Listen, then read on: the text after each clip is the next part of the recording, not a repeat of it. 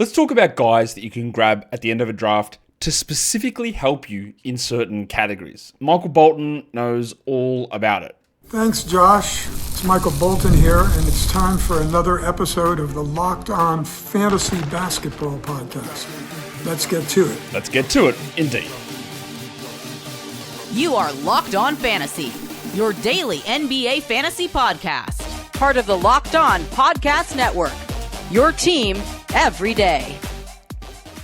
Hello and welcome to the Locked On Fantasy Basketball Podcast, brought to you by Basketball Monster. My name is Josh Lloyd, and no sleep, bus, club, another plane, next place, no sleep, no fear, nobody believed in me. And I'm also the lead fantasy analyst at basketballmonster.com, and today's episode is brought to you by FanDuel. Right now, new customers can bet just $5, and if your bet wins, you'll get $300 in bonus bets to use across the app. Head to FanDuel.com to get started. Thank you also for making Locked On Fantasy Basketball your first listen every day. We are free and we are available on all platforms. Locked On Fantasy Basketball Bowl, most of the drafts are rolling at the moment. We have one spot or one situation currently available. I don't know why I'm phrasing it this way. It is the Draft and Stash Roto League. It is a 36-round draft. You just draft guys. There are no waiver moves, and you set a lineup twice a week. That is what is available at the moment. There's like 10 spots left. If that gets filled up quickly, I will release more leagues. Probably another head-to-head category and a head-to-head points. And the auction ones will come as well. They're coming at some point, but they're going to be a different format. But at the moment, when you go to the linktree/LOFB Bowl, you will find that link. Now, there have been some issues with Fantrax and International PayPal. As you may have seen, if you have had an issue with a payment, you log a support ticket on Fantrax. One of the ways around that, though, is to go into your Fantrax account, deposit money into your Fantrax account directly. For some reason, that works. And then when you go to join a league, you pay using your Fantrax balance. I don't know why that works, but apparently that works. That's what Fantrax told me as they're trying to sort out this other Fantrax International PayPal issue. Don't know. Anyway, at the moment, there's only the one league listed. There will be more that are coming up over for whatever you call it. What do you call it? You know what I call it. The Locked On Fantasy Basketball. That's what it is. What am I doing in this show apart from stumbling over my words? Well, what we are talking about in this show is we are looking at players who are specialists. Well, they're not necessarily specialists, but what I'm doing is for guys who are available outside the top 120 picks who can help you in specific areas. Now, there will be a show that I do, probably this week, where we talk about 50 players who you can consider late round flyers. This is a little bit different to this because we're going to go through each of the main 8 categories. I'm going to look at players who are available either through rank or ADP, and it's got to hit at least 2 of these markers. I'm using 5 markers: Yahoo Rank, Yahoo ADP, ESPN Rank, ESPN ADP, and Fantrax ADP. The players I'm referencing have to be outside the top 120 in at least 2 of those 5 for each of the categories. And we'll talk a little bit about it because, of course, as you know, when you're doing fantasy drafts, you might be using a draft tracker. It might feel really good to go and draft Harrison Barnes, for example. You know, one of those no upside losers towards the end of a draft. And you add him, and it makes your draft track and your team look super solid. You go, wow, yeah, that's what I needed, man. That's a nice value pick, and my team looks great. But it's pointless. It's useless. It doesn't win you anything.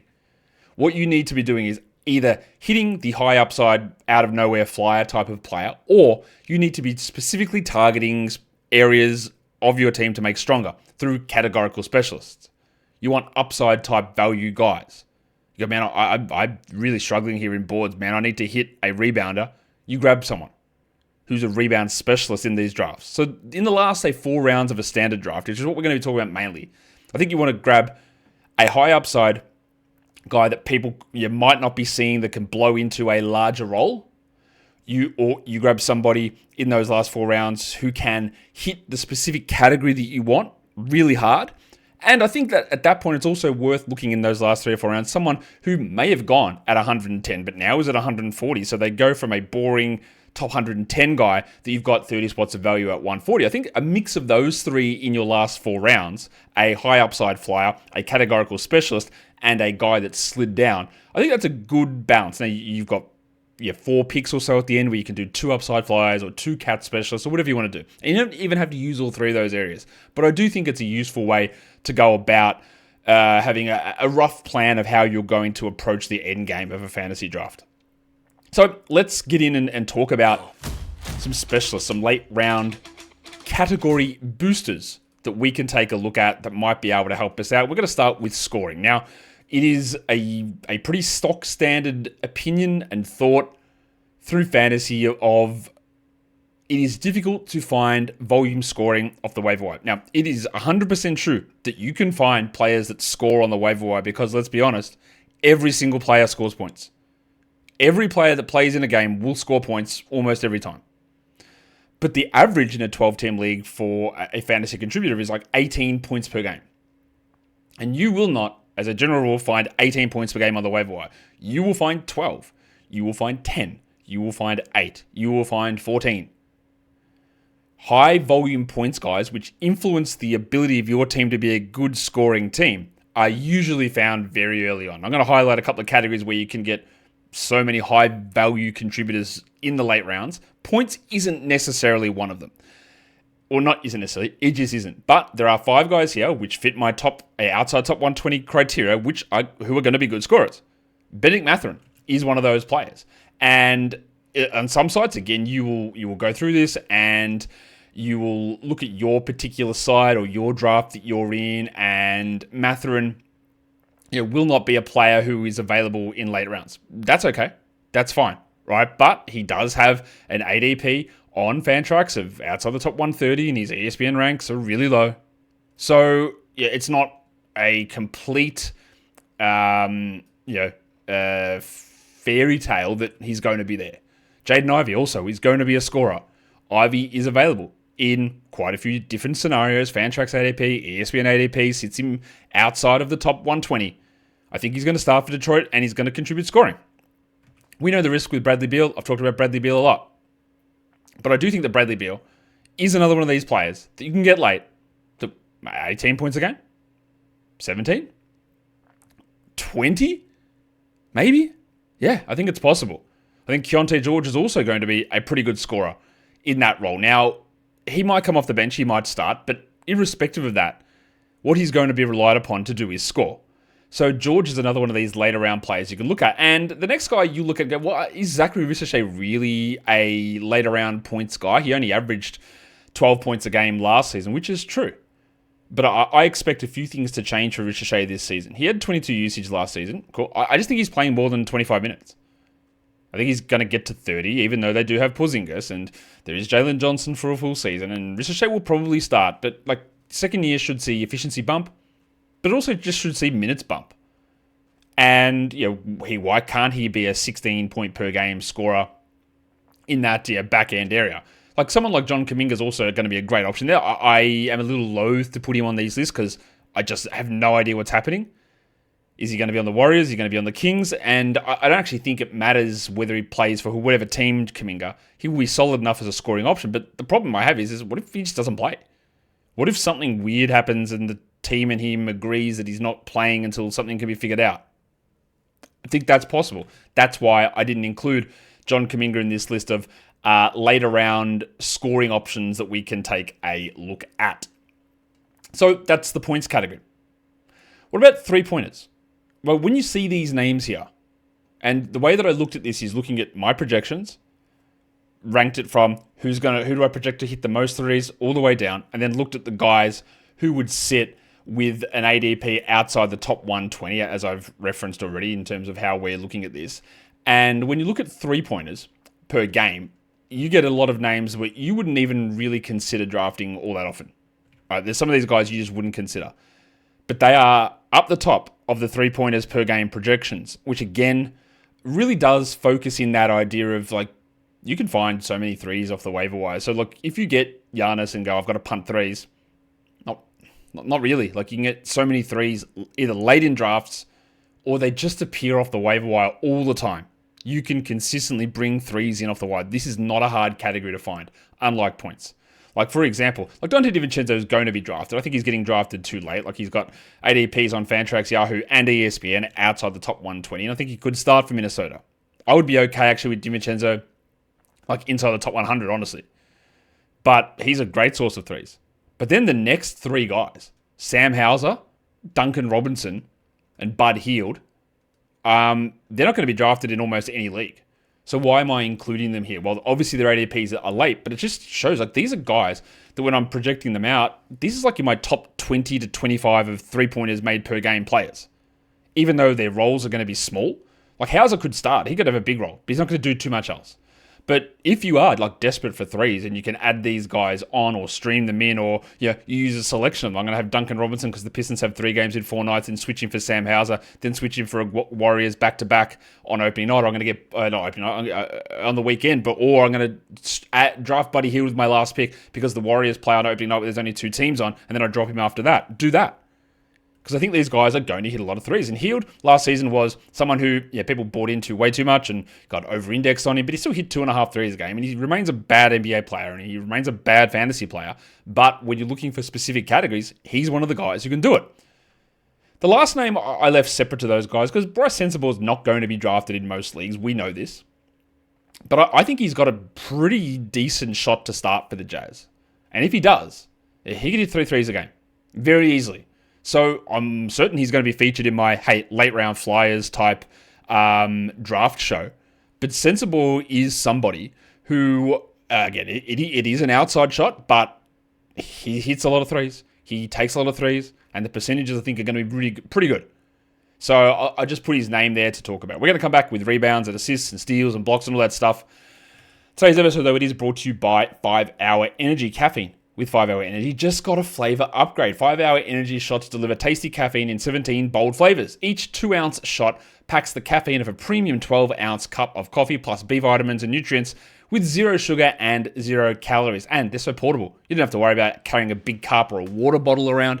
You've just got these little 5 Hour Energy bottles you can stick in your pocket, in your car, in your glove box, in your golf bag, in your tennis bag, whatever it is, your gym bag. 5 Hour Energy can fit there in your school bag, whatever it is. Plus, you've got these unbelievable flavors now. So you don't have to worry about the boring, flavorless caffeine. It's now time to give that caffeine a flavor upgrade with 5 Hour Energy shots. Get the favorites that you love or be bold and try something new in-store or online at 5hourenergy.com or on Amazon today.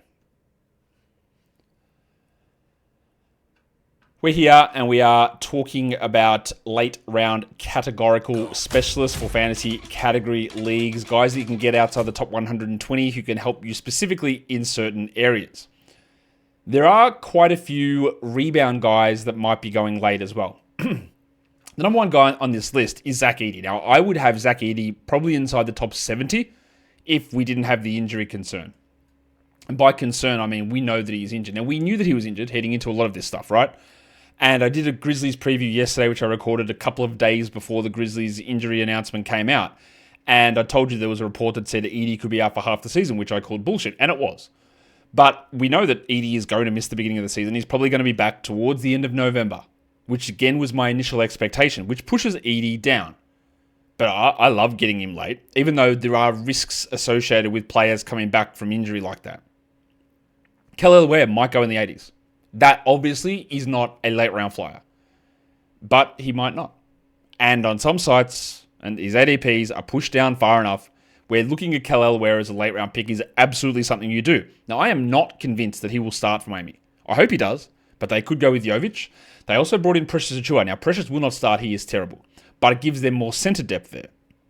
So I'm a little worried about how Spo is going to monitor this. Do they prefer Jovic? Do they prefer Ware? And if Jovic starts, it doesn't mean necessarily that Ware gets all of those minutes because maybe they want to use the big sneeze himself. But I still really do like Kelly Ware. He's by far got the best upside of that group, and I think he's going to be the best player of that group pretty easily. But this should push him down the board a little bit. I'm going to put Mitchell Robinson in this group as well because this is something we've talked about basically immediately after Tom Thibodeau was fired or even before that. About when we're talking about the value of Josh Hart, saying, hey, I think Mitchell Robinson has a chance to start. And if not start, at least play more than the 17 minutes a night he played last season, negatively impacting Towns, but also negatively impacting Hart. And then we saw that first shot from Knicks practice where Robinson was wearing the starter jersey, Hart wasn't, and Hart was asked about it. It's going to be a thing that happens. Whether it's a permanent thing or a one-time thing or a alternating thing, I don't know. But Mitch Robinson's going to play more than 17 minutes for the Knicks. He could be an 8 to 9 rebound player. He's a rebound/field goal percentage guy with some blocks. And if that's what you need at the end of your draft, like Mitchell Robinson is going to be able to do that. So he is a rebound specialist. Two other names to look at, Kyle Filipowski. The Jazz had an injury update on George Niang. I don't know how much Niang was going to play anyway. Filipowski is an interesting player. He's a terrible defender, great rebounder, good scorer. I still don't know exactly what the hell that rotation is going to do. It's very confusing in terms of fitting the minutes in for Markkanen, for Bailey, for Kessler. Nurkic is still there for some reason. Filipowski, you would love to play 30, but I don't know that he does.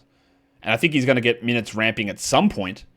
But I do like drafting him. And the other one there who's more of a safety play with injury upside from others, and that's Bob Portis, who's going to be a good rebounder. He doesn't do much in other areas, but Portis will get rebounds, and we feel good about that. One of the categories that is very difficult to get late is assist. And I don't know why I just hit the Isaiah Collier graphic, but we're going to take that off the screen because we're going to go to assists. Well, that's a little spoiler. Isaiah Collier is one of the names on this list, but these are all guys that we can get late who help assists. Now, getting assists late, again, is a difficult thing. So if you are in a situation where you're not punting assists, which is a very strong strategy, and you want to go and get assists late, TJ McConnell, Isaiah Collier. So now I can put the graphic up. Now, again, much like with Keontae George, much like with Kyle Filipowski, much like with Bryce Sensabaugh, I've got no idea who's going to start.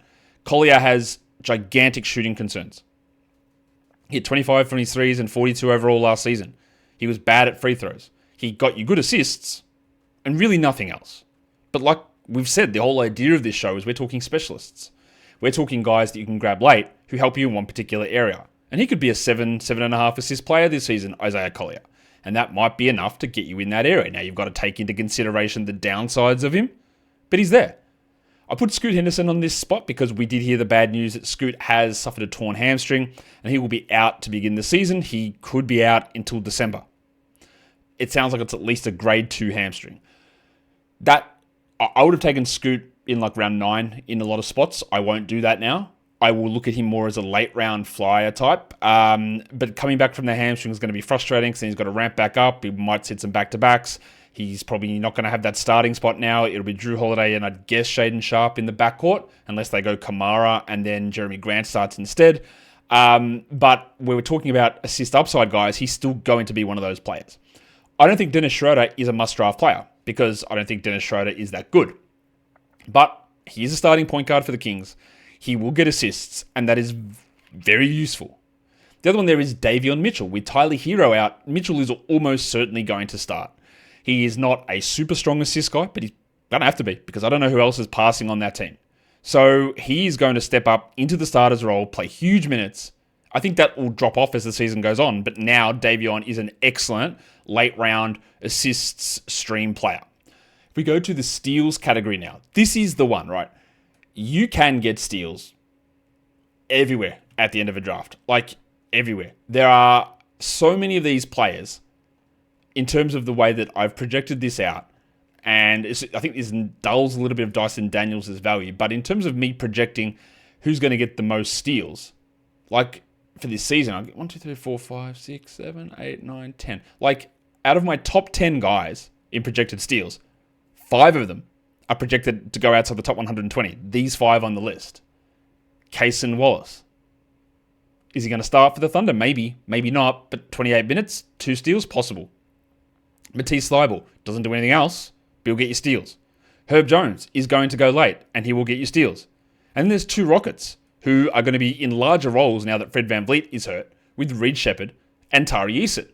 And that both of these guys, especially Eason's really proven it at an NBA level, they will get a lot of steals. But again, if you're going to grab Dyson Daniels in round 2 because of his steals, that's great. But 5 of my top 10 projected steals guys, and number 11 and number 12, are available outside the top 120 in certain scenarios. That's Kamara and Marcus Smart, the next 2 guys.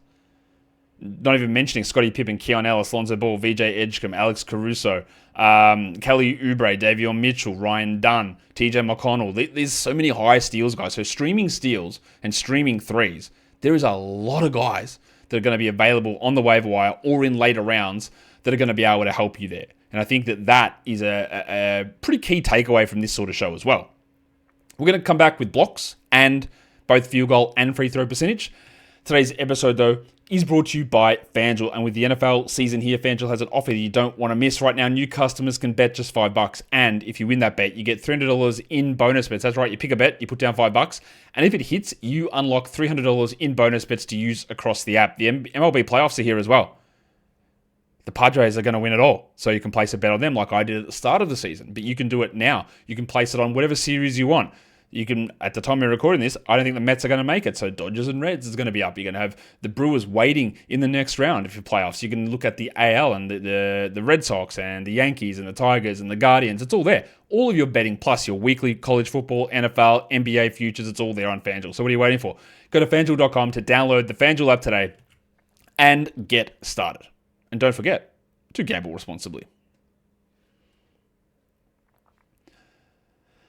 Okay, we are looking at late round draft specialists for specific categories. This is a category league sort of show. This is not necessarily the whole let's take a late round flyer on this guy show, although a lot of these guys will make an appearance on that show. When we're looking at blocks, there are a lot of these players that are available and you get them late or they're on the waiver wire. So blocks is an interesting category where you got your Chet and Jaren and obviously Wembanyama early on in drafts.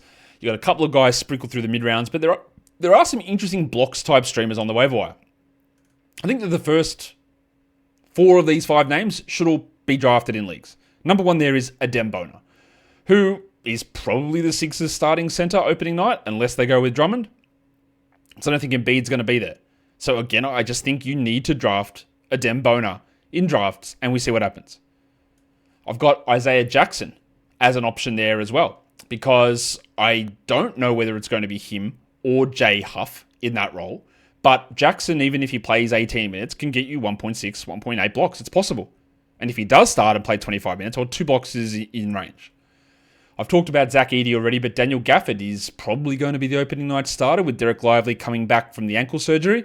And Gafford is a really good blocks guy. Now, if Gafford ever goes down to 18 minutes, you probably don't want to hold him. But as a late round guy with upside early on and blocks ability, Gafford's there. The last one's one that slides a little under the radar by Isaiah Stewart.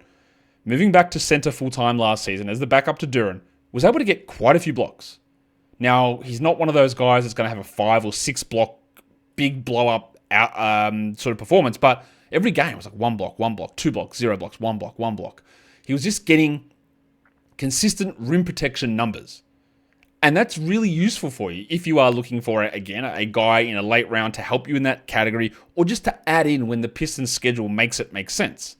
So Isaiah Stewart is one of those players there as a block specialist. This doesn't even include guys like Dereck Lively or Jay Huff who might be getting those options, or Kalkbrenner if he gets to start in Charlotte, or Mr. Diabate, although he is not a blocks guy at all.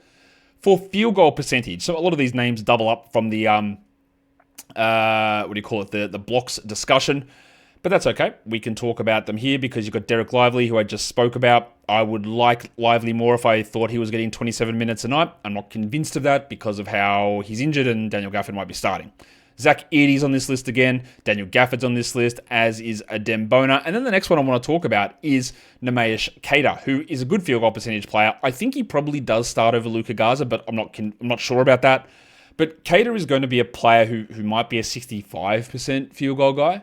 Wouldn't be 100% stunned if he pushed it to 70. He was at 65 last season. He's probably a decent blocks guy. In 14 minutes last season, he was at 0.7 with good rebounds. He's that stereotypical center fantasy guy. Rebounds, blocks, field goal percentage. And like Bona, like Huff, like Jackson, like Gafford, if you're a starting center with that sort of skill set, you are a draftable player. So all of these guys, Lively, Edey, Gafford, Bona, Queta, Jackson, Huff, these are all guys that just should be drafted towards the end of drafts by somebody. And depending on what you're looking to sort of pick up in your category and what specialist you're looking for, like you make that determination how it works for you. Free throw percentage, like points and like assists, it's very much difficult to have a big influence in that at the end of a draft. It's not impossible. There are some options, and we're showing those options on the screen now, but there are fewer options, and they're lower down the list of overall free throw percentage impact players. I hate Jeremy Grant as a fantasy player. I love him as a contract grifter. I don't like his real life game and what he's done to it, but he is a good free throw shooter. I also have no idea how they're going to use him this season, and I wouldn't trust his defensive stats or rebounds or assists or field goal percentage overall. But free throws, I feel good about it. So if I'm looking for like, man, I'm sitting at 80% and I'm a little worried about my free throws not being super strong, maybe I do just take Jeremy Grant with the last round and hopefully there's enough of a boost there to help me. Mathurin, we spoke about already. He does two things really well. Score and get free throw percentage impact. Rebounds not bad either. The threes are okay, but these are the things he does. So we like him there. Ty Jerome's also an excellent free throw shooter. I don't think that the injuries currently in Memphis are going to bump him that much because they're all big men that are hurt. But as a free throw percentage impact player, Ty Jerome is useful. And then we are probably not drafting Chris Middleton, but he's an excellent free throw shooter. And he is going to play minutes. He is going to probably start for Washington. Now, I would guess his minutes would be somewhat limited. I would guess that Middleton is sitting back-to-backs and probably not going to be a feature on their team in March. But 86% from the line last season, still averaged 4 assists a game in 23 minutes. Like, there is enough value in that. And while I don't love drafting Chris Middleton, if I'm looking for these particular boosts, hit me some threes, man. Get some assists. Get me some free throw percentage with good field goals. I'm not against that. I think he's got value in specific spots. And the last name on this list is Aaron Nesmith, who is almost certainly going to start for Indiana. Will have a little bit more responsibility. His shooting has been very good. He's a good steals guy. I worry that Carlisle won't push the minutes that high, and he'll give you guys like Walker and even Furphy some roles there, because we know what he does. He likes to, and especially with Halliburton out, he's going to have to ramp the pressure up a lot, which means probably more of a minute spread. But still, Aaron Nesmith is really strong at free throw percentage in general. And that is a look at some late round category specialists, late round category boosters for your category drafts. Now, of course, if you're in a 16-man draft, these guys are not going to be late round players. They're going to be guys that you can get in your 7th round or 8th round, and the value proposition changes. We're going to talk about overall late round flyers in another show later on this week, but I do think this gives you an idea, not only about some players for each category that you can target late or find on the waiver wire, but the ability to find a steals guy on the waiver wire, a 3-point guy on the waiver wire, and even by some of these things, maybe a blocks and field goal percentage guy on the waiver wire as well, whereas you assists, not that easy. Free throws, not that easy. Points, not that easy. So tailor some of your draft strategy around that, I think, would be a good way to go about it. A reminder, Allo FB Bowl the link is there. Just keep checking on it. You never know when something new is going to get released. We've got draft and stash there at the moment, but anything could appear at any other point. Hit the subscribe button if you are on YouTube on the mobile app. Hype it up as well. Leave your comments down below. Guys, we are done here. Thank you so much for listening, everyone. See ya.